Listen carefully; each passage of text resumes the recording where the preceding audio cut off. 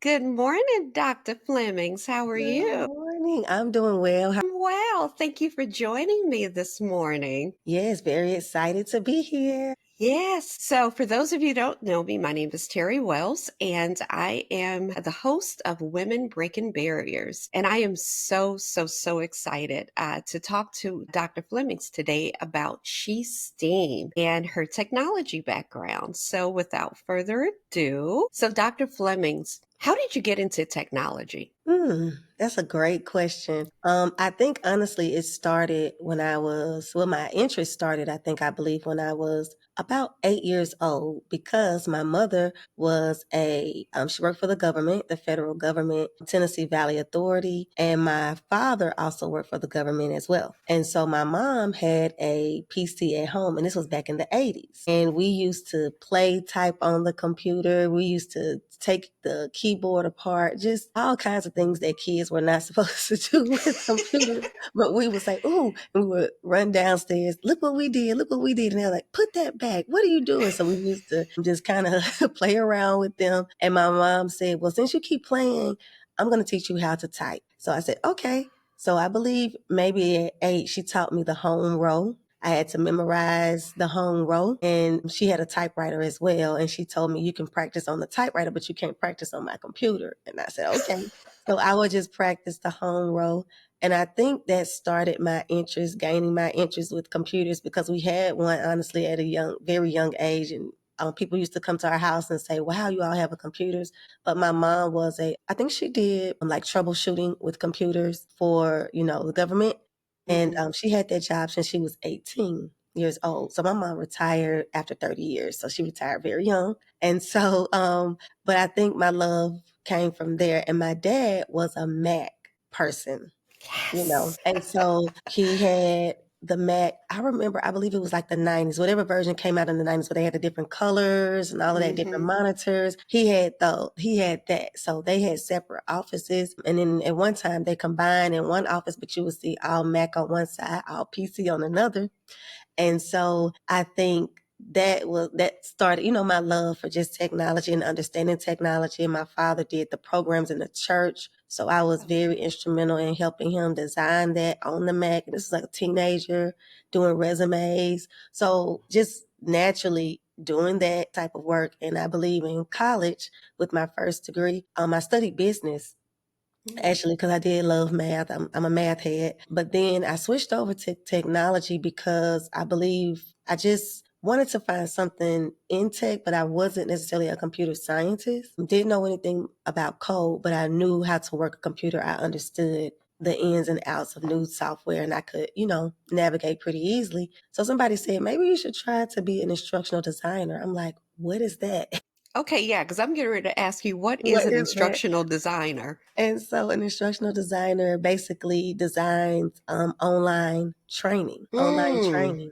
The degree is not, you don't see it really at the bachelor's level. You see it at the master's level. And when I was done with my degree, I was like, I'm not going back to school. But somebody said, hey, you need to check this out. Come to class with me. I'm like, okay, Mm. joined the class at Georgia State for free. Just came in that day. I was just following him into the class. It was my boyfriend at the time, his best friend. And now my Mhm. boyfriend's my husband now, but it was his best friend at the time. And so he brought me to the class, and they were talking about training and how to design online training, and all the psychological things that go behind changing behavior, and how can you design training online, and the best way to do it in corporate, government, nonprofit, just all of the above, higher ed. And I was like, oh, this is my place. This is my place. So from that point on, I just did what I had to do to get in, and just went from there. So yeah. Wow, because there is a psychology behind the training platforms, like the order of the questions, the Yes. answers for the chapter quizzes, and all of that.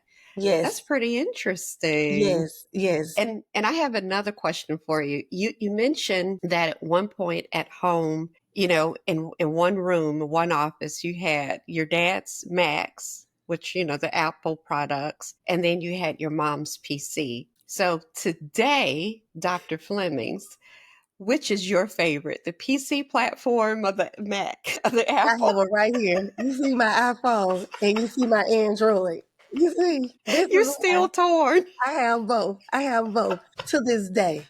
To this day, I work on the Mac, but I have a PC at work, my 9 to 5. So I can't choose. I honestly can't choose. They both have different features that I like for Mhm, different things. Efficiency, designing a Mac all day. mhm, But I love the PC and the Android for just not no limits, if that makes mm, sense. It's not as restrictive. mhm, When you're trying to do certain things, you don't have to, the Apple kind of restricts you in a way, but the Android doesn't. It's just certain little things, I get annoyed with, and I'll just switch over to the other one because I know it can do it, right? And vice versa. But I cannot choose. I honestly cannot choose. And we're going to talk about my international work, but yeah, internationally, the Android is just that's my savior. That's my mm. savior. In places where I can't get service with my Apple, You get service with Android, your Android.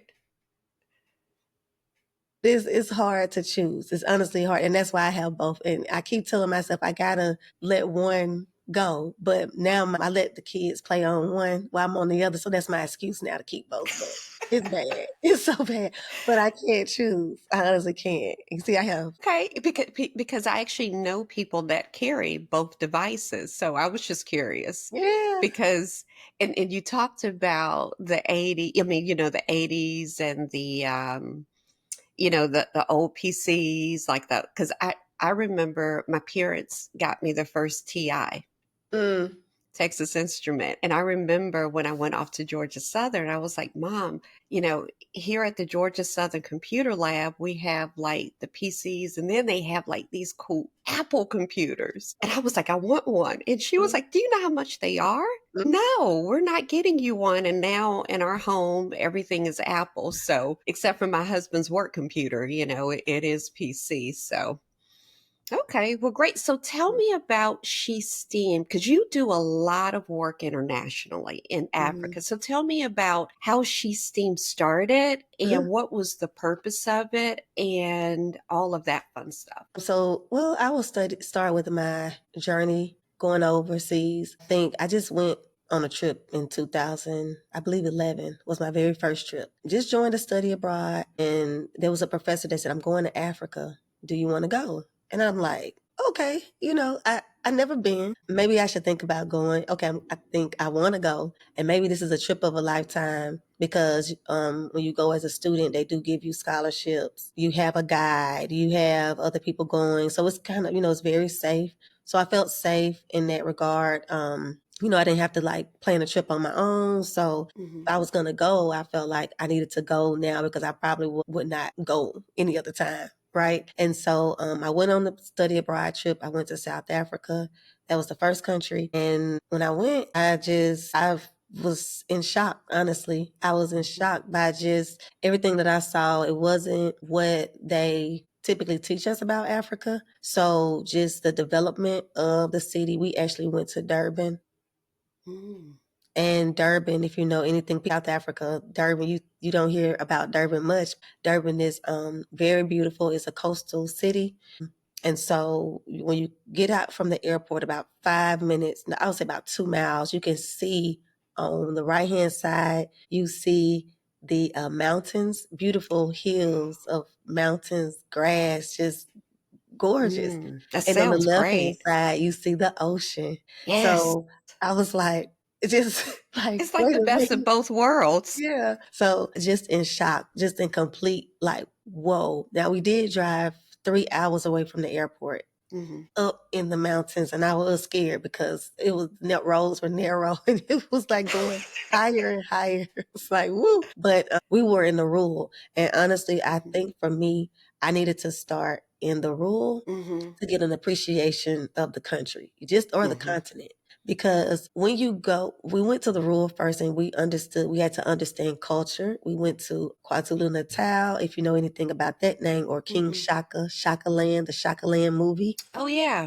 That whole area is about the Zulu tribe. And that Hmm. tribe is very special because all of the wins that they had, against the British, right, when they tried to colonize. So Shaka Land, the movie, and King Shaka is a very big deal in South Africa. And so we went there to learn about the Zulu tribe and their culture, their history, how they fought, just everything. And they were still fetching water. The area that we went to, they were still living in, traditional, like housing. So I knew we needed that to get an appreciation of like the culture, because after, I believe, 7 days, we then went to the city. Mm. And when we went to the city, we were like, oh, okay, wait a minute. This is different. This is So different. you spent 7 days in the rural areas. 7 days. My first trip, Wow. 7 days in the rural area. We didn't have to Wow. fetch water. People did go fetch for us, but just growing up with the chickens literally Mhm. outside the door. Getting fresh eggs. Yeah, and seeing an open fire, meeting Mhm. with the chief, getting his, I mean, just that whole, just all of that, and getting a sense of that these people really love their culture. Right. And Mm. I think they value culture more than they do money. That's how deep it is, and that's how rooted it is. And I Mhm. think, as an American, we came over like, oh, we're going to teach them this and we're going to teach them that. And they were like, we kind of don't need you to teach us anything. We Mhm. are happy how we are. Thank you for coming to visit us, but we're good. You Wow, know? and it's very humbling too. Very Yes. humbling. So, it was just an experience that just, I was just like, okay, these people actually are, and this was 2011. So, I would say in the US at that time, we were kind of still on autopilot, still in Mhm. 2011, right? So I think I was like, wow, these people really love who they are and they really don't want to change. And they're not trying to be included into like the regular Western society. They don't care about, that just really stuck with me Mhm. for a long time. And so after that, I came back and then I decided to work on my doctorate. I was kind of pushed, honestly, to on the Now doctorate. who pushed you?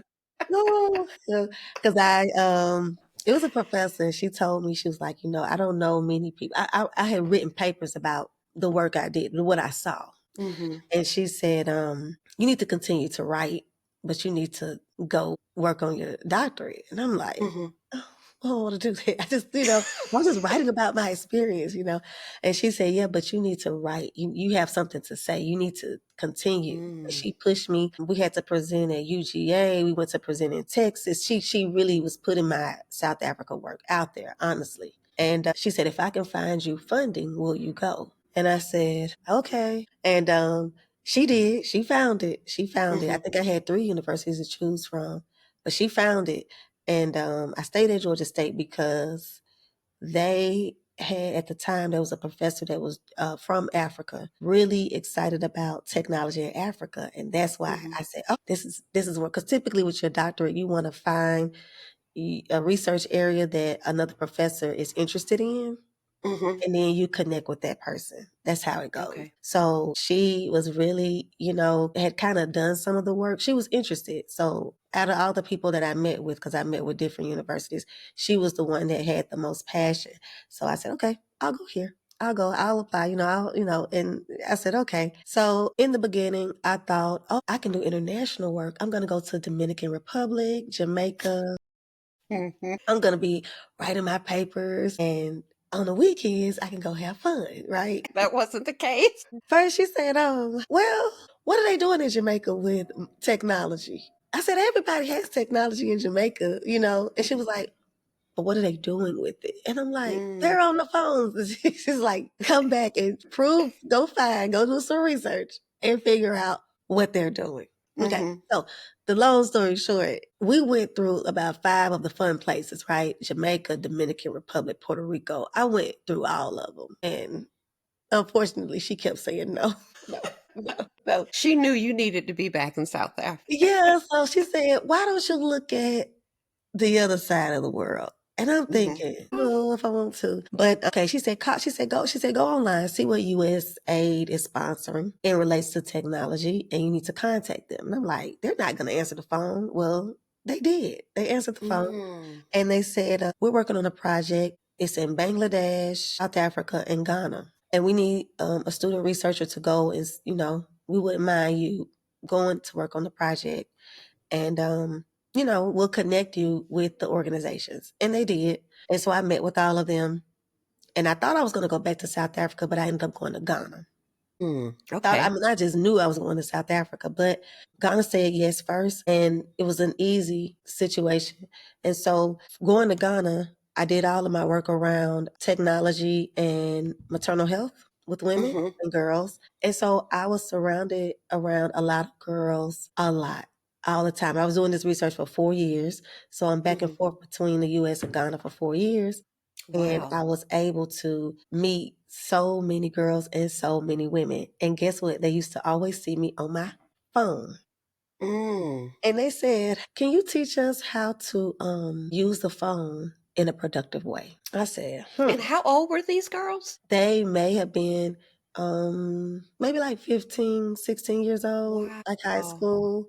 And I kind of, at the time, I'm working on my doctorate, so I don't have time to do another side project, right? Because you're trying to get through the main project. And I just kind of kept it, but I kind of, thought, okay, what can I do? But people always ask me to do different things. I had the women asking me to get land so they can farm on, because Oh, wow. I had, when you go, you have the opportunity to talk to the chief, right? Because you're doing a project.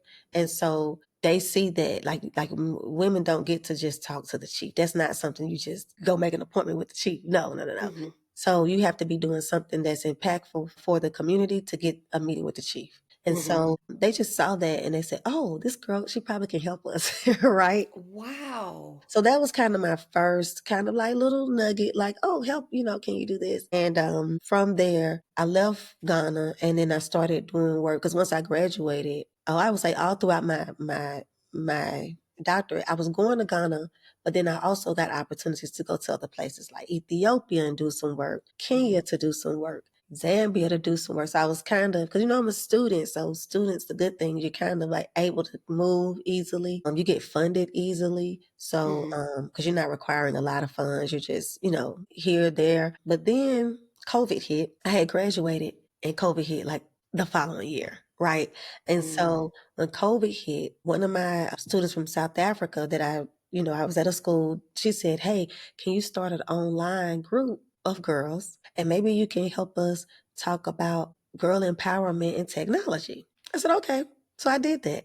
And so I was virtually interviewing people on my online, I think it was like Zoom, and I would Mhm. put the videos in the group, and I grew the group to maybe about 500 girls. And what period of time? Probably, I think I started that group when COVID hit. I would say probably in about the first 8 months. It grew quick. It Oh, grew pretty wow. fast. And people kept telling people, it was COVID, something to do, something to kind of, And from that project, we were funded by the Women in Science group, Mhm. and they wanted us to have some professional women be a part of the group. I mean, be a part of the like the interviewing, right? So they funded like these professional interviews with these women in Africa, right? They had a STEM background. And Nice. then once COVID was lifted, the girls kept asking, "Please do something here in the country," right? And I said, "Well, whichever country has the most participation, that's where we're gonna go." Mhm. And so it was South Africa. And my colleague and she lived there for 3 years. And then I, of course, had been traveling back and forth. So we just started working on SheSTEAM. And we said we were going to start with 30 Wow. girls. And this was just 2024.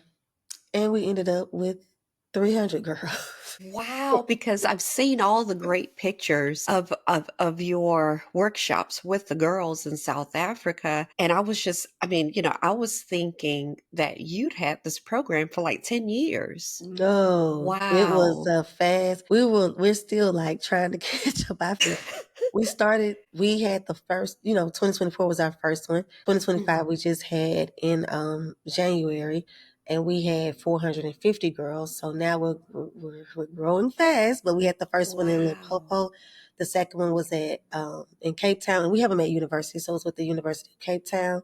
And then they are moving. We're now being asked to go to different countries, but I'm nervous because they're asking for 1,000 to 3,000 girls. That kind of scares me. So In some of the other countries that you're being asked to go to. correct, correct, Wow. correct. So So yeah, so SheSTEAM means science, technology, engineering, arts, and math. yes. So we hear about STEM, but why STEAM? Yes, we wanted to include the arts because for me, I believe that I'm very interdisciplinary. You heard me, so I'm kind of have a business degree.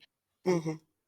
Instructional design is my master's and my doctorate. I also have a certificate in public health, right, for the health side of me. So, Okay. and not by choice, because they're like, if you're gonna do this, you have to get this to back you up, right? So Mhm.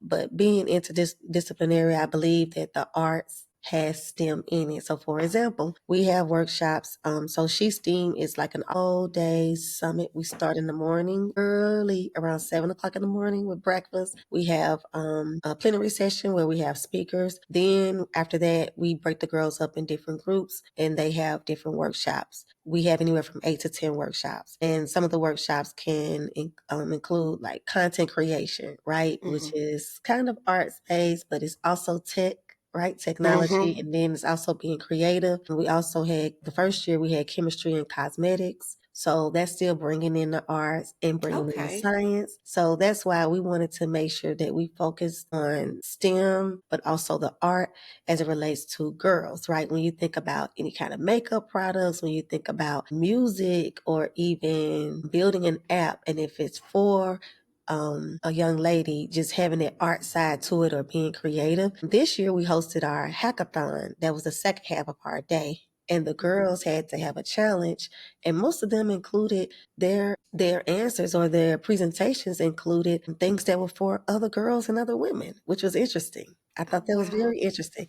So we're trying to really include the arts because you typically don't see that. And also these girls don't even know that there are chemists that are designing women made products, right? Mhm. Products for women. And there are artists, when you think about art, you can also have mathematics and music. I think we had that our first year as well. Mhm. So yeah, so that's why we chose to go down that path and try to make it a little bit more accessible to girls, still being girly, but still also being smart. So that's what we try to encourage with the event. Yes. I think you'll have trouble getting 1,000 girls in some of these other countries, because you explained it that way and you think of like, staying on the cosmetics brands, right? You think about women owned cosmetic companies and the chemists are women, and I'm just like, wow. Yeah. So if you had well, what does it look like when you're expanding into other countries? Like, what does that process look like? Like Yeah, like how because do you recruit the students? oh, that's a good question. Because I think, and then for us, we are trying hard to roll out everything that we want to roll out in South Africa first, which is Mhm. challenging because we not only have the 1 day event, we also have pop up events at schools. So we rolled that out this year. So now we have the summit and we have the pop ups. We also plan to roll out a boot camp. We also plan to roll out a teacher's intensive 3 day workshop. So we have all these different things that we're trying to roll out. But I think for us expanding, we have a pretty good team. I will say we have a team of facilitators. They're all in country. Mhm. So that's a good thing. We've been fortunate that most of the facilitators have been with us for 2 years. And now we have facilitators who are doing our pop ups, who are also doing SheSTEAM, the once a year event. And they're So also in building country as well. they're still all in country. We did have one facilitator from the US that brought in, she was science and she did an innovative design pop up. And we were kind of like, oh, we don't know. But it was all about shoe design. And the girls loved it. They created Wow. their own shoe designs with like basic materials. They loved it. And so now we're like, okay, she wants to be a part. So we do allow for partners to come in and be a part. And honestly, she wants to do pop-ups at other schools, right? So when we look at different countries, we typically want to start in a school if we can. I mean, we Mhm. just It just depends. Sometimes we tag on with other organizations, but now if the government wants to meet us, that's where it gets hard because the government wants those large numbers. They want 1,000 plus, Hmm. nothing less. And so sometimes for us that can be a challenge, but it's negotiating what we can do with those numbers. And we need access. It's technology driven, so we need access to all of the technology. Right. So And yeah. hopefully those local governments are helping to recruit for you and market Oh yes. SheSTEAM. Yes, yes. Hopefully they're We doing that. Okay. Yes, yes, yes. So we have the first year we were fortunate. One of our board members he was doing coding workshops in schools, and so we recruited through the coding workshops, and we had 15 schools. Oh, The wow. second year we had 25 schools. This year, 25 schools, but the government did all of the recruiting and everything for us. Okay. So what countries are you expanding to next? We are looking at Ghana, and we are thinking about Kenya. Oh, nice. Okay. So we're looking into Ghana. We possibly will take a trip there this summer, possibly, Hmm. just to see if it's possible. So we're kind of in between Ghana and Kenya. Those are the two that have shown interest so far. So we will see what happens. Nice. So, if you had a wish list of what you needed from women in the business community, Mm. who are in those areas of STEAM, science, technology, engineering, arts, and math, if you're looking for partners to go to these African countries, what do you look for in a partner? Sure. So we look for, I would say the first thing, it could be two different ways because I would say we have two examples. So the very first year, of course, it was our initial year and we just had to fundraise just however we could. Honestly, LinkedIn was a blessing Hmm. because a lot of our funders, initial funders or donors, we were able to get them through LinkedIn. And honestly, they came from the US and South Africa, which was amazing, right? So I think both sides saw the value and we were just amazed at just, who we had for that first initial year because it was like, we got to get the funds to go, right? And we don't know how we're going to do this, but we're going to do it. So Hmm. we were blessed and we were able to get the whole entire event funded, everything. We even had buy-in from like the university to charge us for the facilities. The schools, they paid for transportation because these students are coming 2 to 3 hours away from the university. They paid for the buses, coach buses at that. Right. So it's like everybody is buying in for this event to happen. So we were really excited about that. That's when we knew, okay, we got to do this again.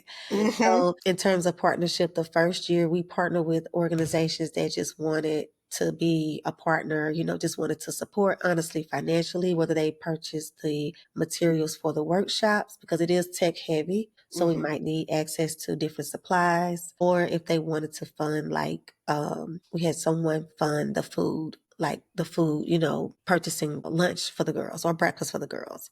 Hmm. And so now we are partnering with individuals who actually want to come and do a workshop, right? Like to be really a part of what we're doing. So Hmm. we had our individual come in, like the young lady who did the shoe design. She already had a track record. She was already doing it here. And she was like, hey, I want to come. I want to support. And we told her, we was like, well, the summit might be a bit much because it is from 7 a.m. to like 7 p.m. It's a lot. So Hmm. we It's a encouraged long her to, day. it's a long day. It's exhausting, just to keep it honest. And it's a lot for she had never been on the continent. So, so we're, having to manage that and manage this event. So we were like, no, you can help us roll out our pop-ups. And our Hmm. pop-ups, they last from about 8 o'clock till about 2. They're at a school. They're smaller groups. We have an assistant to help you. There can also be a translator. And so all the girls typically speak English, but there might be some contextual things that need to be, if they don't understand, you might need that translator support. And so Hmm. we have somebody there and then, 20, 30 girls, you might have 2 sessions. It's definitely easier to manage. And Hmm. so now we have partners who want to come in and bring in, whatever they're doing to a school. And that's definitely a way to get involved because, we had her go to 2 schools. One was in the city in Soweto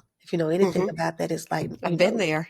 yes, New York, busy. And then the other school was like in Durban on the coast. So it was great because, and then we were able to tour with her Hmm. after the events. She stayed for, I believe, 7 days. So that was very nice for her to kind of experience the city, I mean, the country, and then also experience what we do. And those type of partners, like she wants to we're a partner now. So we're trying to figure out what we're going to do again when she comes back. Hmm. So we're looking for those individuals too that want to give whatever their talents are and want to support a pop up, and they can orchestrate on their own because that would be very exciting. The girls love the facilitators from the US. They Hmm. just think it's just amazing. So yeah, so those are the two ways. So, and with the facilitators from the US, are you looking for strictly women because you're working with young girls? That's a good question. I would say Okay. no, no. We have Okay. male facilitators. This past event, we had a drone facilitator, Hmm. and he was a male. He also did he do, no, we didn't do robotics with a male. We've done robotics with male facilitators as well. So we do have Okay. male facilitators as well who support women. And sometimes they actually really go all out because they're asking and talking about women in the industry. They do a little bit of research. So sometimes too, that's why we like to have an in-country person kind of collaboration. If it's Hmm. because like drones right now is a very hot, I will say, right? Anywhere you go. Right. But Oh, in yeah. South Africa, they don't understand what that means to be able to fly a drone, what type of Hmm. job, like what does that mean? What can I do with this? Right. And so he was able to have a presentation to show them what is actually happening in South Africa. What types of jobs are there? What are some Nice. ways you can, kind of getting them to think about it. But I also think that if somebody comes from the US with that expertise, they are able to, like our next thing we want to roll out, or what we're working on is once these girls have, if I've been a part of SheSTEAM for 3 years and I'm graduating and I've gone to college or whatever, can you all help me get a job, right? Oh, Can you all help me nice. find a mentor? Can you all help? What opportunities are there out there for me? Mm. So I think they need to know that. So the person from the US honestly will be able to help just navigating that because of the US stat currency that we have we can get into doors, believe it or not, easier than a local can, even if they have 20 years of experience. So yeah. Wow. And it's great that you're also creating a mentorship program for the girls when they graduate from SheSTEAM, because, with me being in the drone industry, out of 400,000 drone pilots, I believe the latest stats as of 2024, there were like 7% that were minorities. And of that 7%, maybe 4% were women. Wow. And those are licensed drone pilots, Part 107 drone pilots here in the United States. Wow. So that is commendable. So if someone wanted to sign up as a partner or to make a financial donation, how can they get in contact with you? Several ways. We have I'm on social media a little bit too much, but if you want to get in contact with me, I would say you can go to LinkedIn. You can Okay. find me there. I'm very active on LinkedIn. It's my name. It's actually Dr. Erica Bass Flimmons, but maybe we can put that somewhere. Hmm. But it's Dr. Erica Bass Flemings. On LinkedIn. We have a SheSTEAM TikTok. So I think you can do hashtag SheSTEAM. I'm pretty sure you can find us. But we have a SheSTEAM TikTok. So you can see all of the behind the scenes, in front of the scenes. We try to share as much as we can about SheSTEAM on TikTok. And then we do have a website. SheSTEAM actually falls under our nonprofit, which is African Research Collaborative. So SheSTEAM, like I said, it started out with being a program that we offered. And now we're in the process of thinking about if we're going to have it its own entity. And more than likely it will be because it started to be its own entity on its own. So we're just wanted to take the proper steps Hmm. legally. And so since we're in South Africa, we're trying to make sure we do things on both sides. So that Right. means it has to be an entity there. It needs to be an entity here and all the other things. Trade we have the domains, but we're working through the trademarks, but we have to trademark on both sides. So Right. How exciting. And one last question for you. If there was a young girl who was 17, 18 years old, she's been accepted to college here in the United States, but she has not declared a major, what advice would you give her about considering the tech industry ooh, or science or technology or engineering, arts or math? What advice would you give her? I would say try to find out what you like. I think in my early 20s, I used to keep a journal and I used to write down things that I like to do, right? I Hmm. like youth. I love numbers. I love math. I love, so just write a list. It can be things, they don't have to be in any kind of order, but just write down things that you like to do. And then I think that look for people that, you like what they're doing, right? So if you see someone or you hear about a person or you go to an event and they speak or you find somebody on social media, just save them, right? And try to go to different events where you can be exposed, like Render AT. Most of the tech events are very expensive, like the conferences are. I'm not gonna lie, right? Afrotech, Render, there's another one, but you can be a volunteer, That's right? a great, You can be a great idea. volunteer, and that's what I'm still volunteering for different conferences because, like I said, Afrotech is very expensive. So you can Hmm. be a volunteer to work there. You can be a volunteer. Afrotech is typically in Texas. They're moving it to Atlanta this year. I can't remember. And it's typically in November.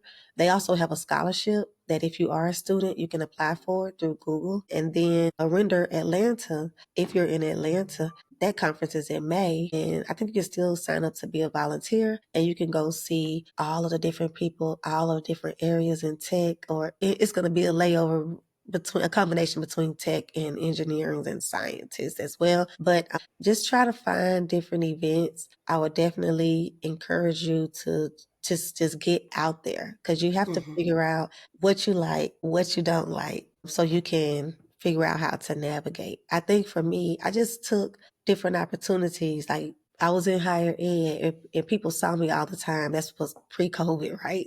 So they would That was always definitely pre-COVID. yeah, it's like you're in person, which they're trying to get us to go back, so we're in person.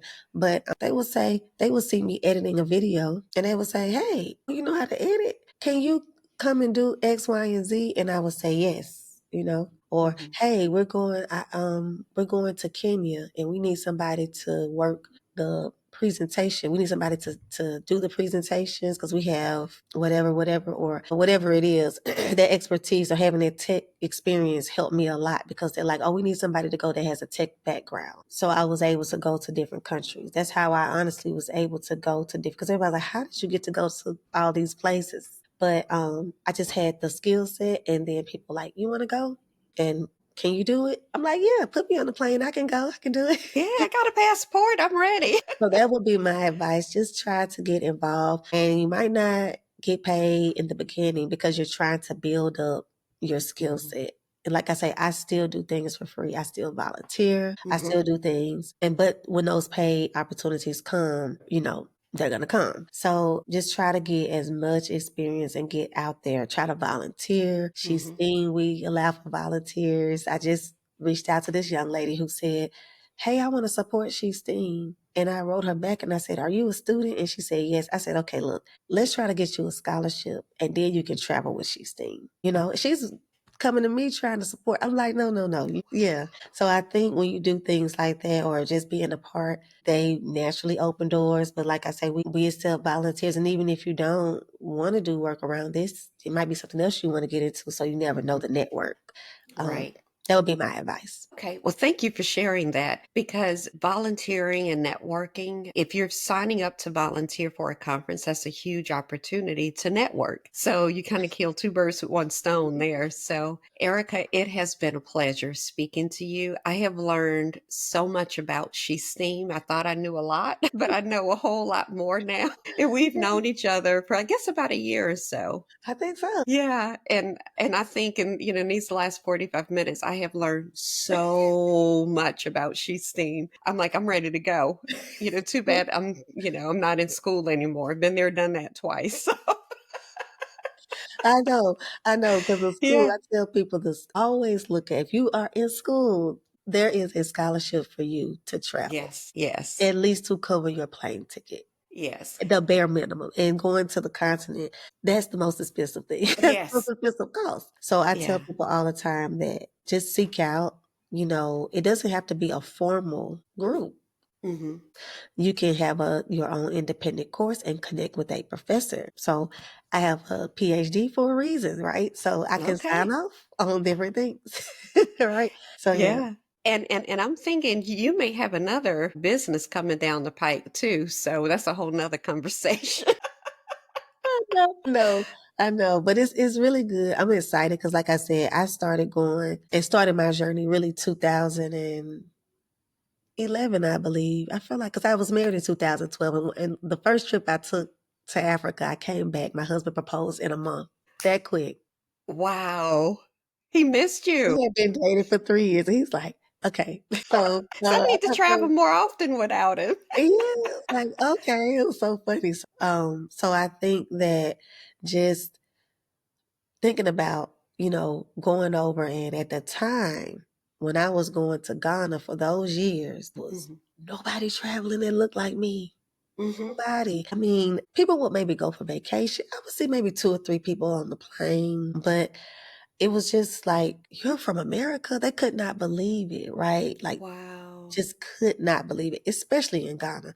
South Africa, kinda, but Ghana could not believe I was from the States, just could not, just like, wow. So I'm so Wow. excited that now, during COVID, all the things that happened in the States with just all the people passing and the killings and all that, that kind of really woke people up. And then now a lot of people have been going over since the door no return and just seeking Hmm. out, going just to visit, just to see, right? So I'm so happy now that people are actually like considering going. Some people are living, some people are buying property, Hmm. all these things, but none of that was happening when in my first, I was looking around like, okay, okay, I'm the okay. only one here. Wow.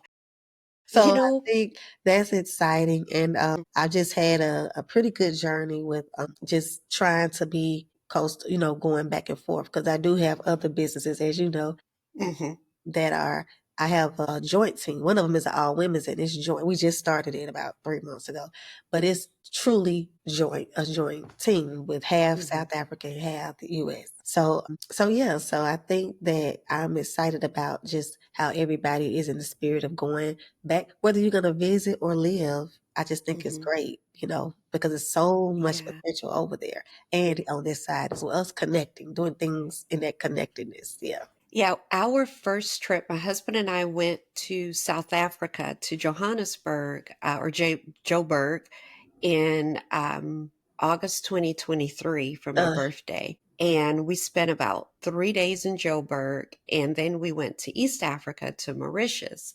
And we felt so at home when we were in Joburg. And then we had a friend over there that took us on a tour of Soweto, and we did all the touristy stuff, but kind of off the grid. I didn't want to come home. mm, And so if I didn't want to come home from Mauritius and from Joburg, I know that I'm going to feel at home in Durban and Cape Town, and right.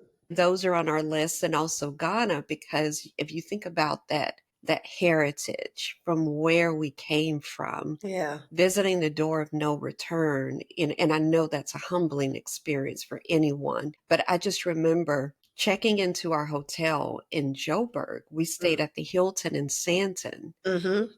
We were the only people that looked like us there Wow. Yeah. at the Hilton. This is a Mm-hmm. Hilton in Really? Sandton, but simply because of the zip code where that hotel was in, we were the only African Americans in that hotel. Yep. Yep. So Yep. aside from flight crew, Exactly. that was the eye opener. It was the eye opener. And when we went to Mauritius, we were the only people that looked like us at our hotel. We didn't see a lot of us there. Yeah. Yes. So I can only imagine what the other, what you Yeah. felt like back then, Yeah. because in some places, depending on where you're staying and when you're visiting, it's like that now. And that's why I wanted to bring you on this podcast, because over the last year, when I've had a chance to talk to you, you have truly been breaking barriers. And I am so proud of you. I feel like a proud mama. That's so So, good to hear. That's so good yeah. to hear. And I just, like I say, I don't know. We have a common person that tells me, go bigger, go big, Mhm. go bigger. Cause I'm always like, no, no, no. Let me just start with this little baby. Let me just nurture it and let me just let it. And sometimes things, they pushing me like, I'm like, oh, Mhm. wait. But, it's been a very good journey. And I just think that, especially when it comes to tech, when you're talking about girls and women, they just don't get, the exposure or the Mhm. skill set that can truly change their life. So I'm very, very excited and intentional about growing women and girls in the tech space. And also in the States, I'm working on another project that I can't quite release yet, but it's getting, I know, I can't, and I signed a non-disclosure on this one, so I really can't say nothing. But it's a heavy STEAM situation. Okay. And maybe, I Well, don't know. hopefully you'll come back and reveal it. Yes, because it's in the When States. you can, yes, Yeah, it's hopefully you here. can It's in the reveal it States and it's here. Atlanta local. So I'm excited about Yes. that 'cause that's my first. We've actually been asked to do SheSTEAM in the States. We've had Mhm. to decline it a couple of times, right? And so I just don't have the bandwidth. I don't think yet. I'm not there yet. Maybe, down the line, but not yet, not yet. But this other project is heavy. It's not necessarily women and girls, but it's heavy Mhm. STEM. But it was so unique, I just could not say no. Kind of had to, push. But it's very unique because I think it's still urban and underrepresented. So I was like, Mhm. okay, I can hang my hat on that, and it's in the States, and it's Atlanta Yes. local. So I'm Yes. excited about that because it's my very first time working on any project where I'm in the like the break. We're starting on the build up. So that's Okay. exciting. Yeah. Exciting. Well, hopefully you'll come back and you can tell us Yes, about this yes, project in more yes. detail. I have my little shirt on. You'll see.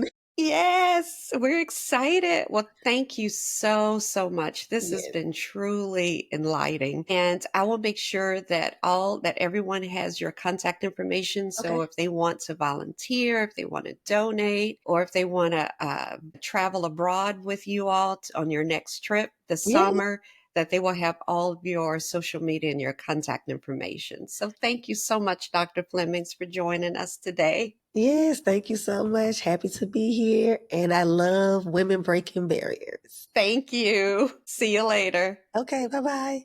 Bye.